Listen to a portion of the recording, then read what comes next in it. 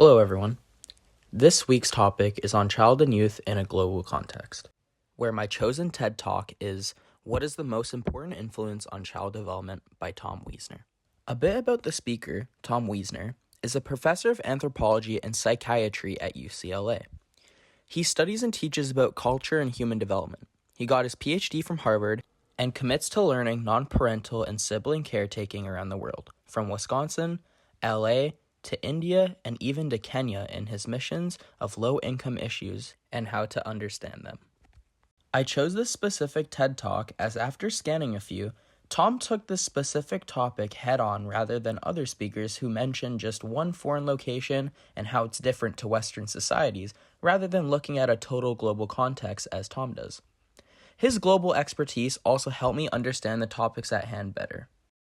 Tom opens with the question, what is the most important thing in child development? He says Western cultures say things like social settings, trust funds, or ample growth. You may even have your own interpretation and think something else is more important. But he says the most important thing is to think about where that child is growing up, as the child depends on the context of the environment they are living in. He follows this up by explaining how different our societies are to the other global ones using the WEIRD acronym. This is an acronym for Western, Educated, Industrialized, Rich, and Democratic Societies, which make up about 12% of the world in such a society. This is important as practically everything we learn about children come from studies picked in these areas, and children in these areas have a 4,000% higher chance to be picked at random for these children's studies. We really only have a lens captivating our society rather than a global perspective. Developing on this point, he moves towards real children cases globally. He says the child's pathway is determined by their neighborhood, community, and even their country's broader political schemes that are shaped by the world leaders around them. He emphasizes that a child's development cannot be understood in isolation and that it's rather shaped by the social and cultural settings in which the children grow up. These social and cultural settings can be seen through when he speaks on his time in foreign countries such as Kenya. He shows that children in Kenya provide to communities at such a young age, as they aren't just supported by their immediate family members, but also a wider reach of people in the community who double as family members that provides them a higher social intelligence.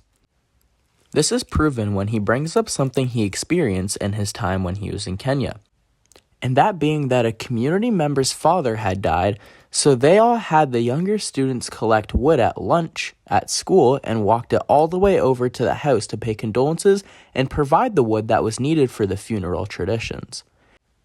It shows how they deal with traumatic things as an accepting moment in one's life and do the selfless act of taking their time to provide for the community members as they're a part of their own family. He states this as adult-child contextual learning.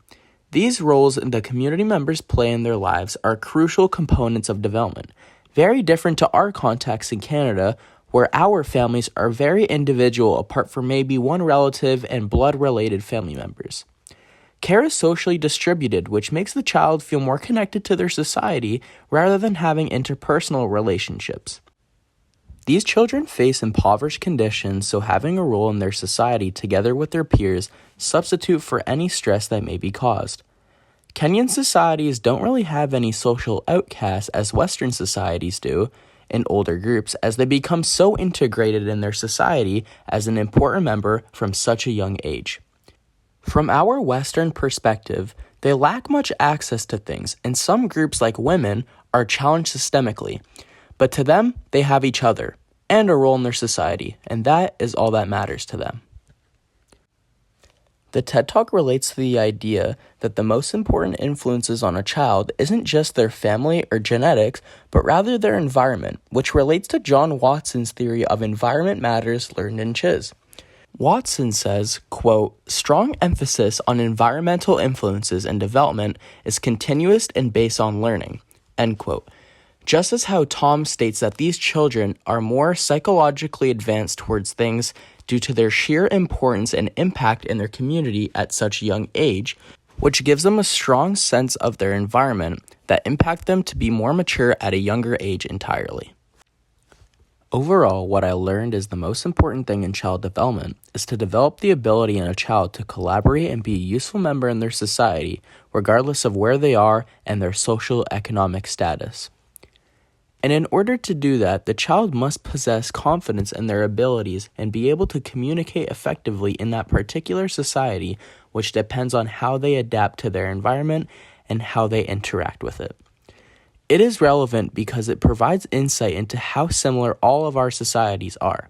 Although there are different upbringings and cultures that pull through, ultimately the development of the child comes from the brain development and how they succeed regardless of location. It's mainly relevant as it provides perspective into what other cultures are like and what they share, and how similar they are to ours. And it proves how our world is interconnected. It shows that when we focus on child and youth, we take into account such a privileged perspective in the West, rather than a whole global context. This is important as there needs to be one solidified perspective into a child and how to give them a guaranteed foundational upbringing for future success in the child. Thank you for listening.